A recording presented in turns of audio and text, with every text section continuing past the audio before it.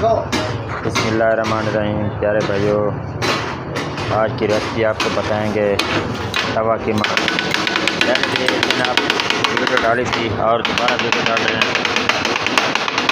ये आपको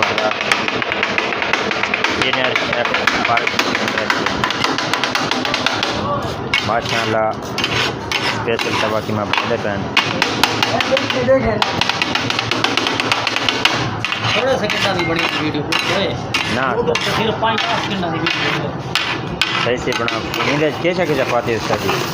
ये सारी में जो टमाटर प्याज बड़े गोई कीमा है कैसा अच्छा ठीक है, अदरक लहसुन मिर्च साबुत मिर्च है अच्छा बाकी जरे मसाले वो ऐड की थे सर। अच्छा तैयार करने का से दही लई से माशाल्लाह अच्छा है इसका शुरू करो।